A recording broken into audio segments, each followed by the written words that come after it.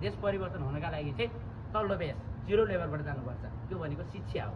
जब विद्यार्थी भाइ बहिनी हामीले त्यस्तो खालको शिक्षा सिकाएनौँ, दक्ष भनौँ जुन चाहिँ स्किल सम्बन्धीका शिक्षा सिकाएनौँ भने हाम्रो समाज देश कहिले पनि परिवर्तन आउँदैन। मैले अझै भर्खरै मात्रै विद्यार्थीहरूको अहिले हामी स्कुलमा गएर पनि पढाइरहेको छ। विशेष अब राजदाईले चाहिँ हेल्प गरिरहनु भएको छ त्यसमा चाहिँ होइन, सायद हेर्नु पनि भएको छ होला। अहिले मैले प्रत्येक स्कुलमा जाँदाखेरि विद्यार्थीहरू पढ्न त सबैले पढेका छन्, तर त्यसलाई व्यवहारमा कसरी ल्याउने भन्ने कुरा चाहिँ छैन। तपाईँको बुकमा हेर्नुहोस्, तपाईँको एउटा तपाईँको एरियामा क्षेत्रफल निकाल्ने हामीले सायद पढेका छौँ होला, सर्कलको पढेका छौँ होइन, भोल्युम निकाल्ने पढेका छौँ। र विद्यार्थीहरूलाई एउटा कुनै एरियाको भोल्युम निकालेर देखाउँदा भन्दाखेरि त्यसको नलेज छैन।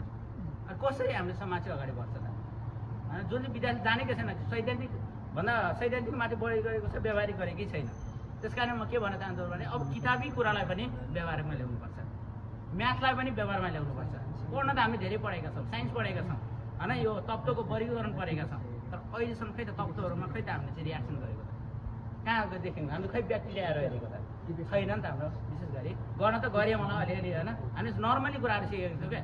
हाइड्रोजन ग्यास कसरी बन्छ, अक्सिजन ग्यास कसरी बन्छ, वास्तवमा प्रकृतिमा हाइड्रोजन ग्यास चाहिँ कहाँ छ त? त्यो खोज गर्नु पऱ्यो नि त होइन। त्यस कारण भन्छु यो प्रकृतिमा जम्मा 5वटा तत्त्वहरू छ। यो 5वटा तत्त्वको अध्ययन गर्यो भने मान्छेले संसार बुझ्छ। चाहे त्यो प्लेन उड्ने किन नहोस्, पानी जहाज भन्ने कुरा, गाडी भन्ने कुराहरू सबै यो 5वटा तत्त्वबाट बन्छ। तपाईँ जति कुरा हेर्नुहुन्छ, इन्जिन बनाउनेदेखि लिएर तपाईँ चाहिँ केमिस्ट्री, बायोलोजी, फिजिक्स जति पनि छ, जम्मा 5वटा फर्मुला छ। यो हामीले अहिलेसम्म कसैले पनि खोज गरेनौँ। यो मैले पहिले चाहिँ वेदमा पनि पढेको थिएँ मैले चाहिँ। यो वेद पनि खास गरी नेपाल सरकारले पनि एउटा बाहिर ल्याएन खासै गरी होइन। हाम्रो पहिला संस्कृत थियो, धेरै कुरा थियो, जब विद्यार्थीहरू त्यही अनुसार संस्कार, वेशभूषा होइन, आफ्नो देशको माया लाग्ने त्यही अनुसार हुन्थ्यो पहिलाको।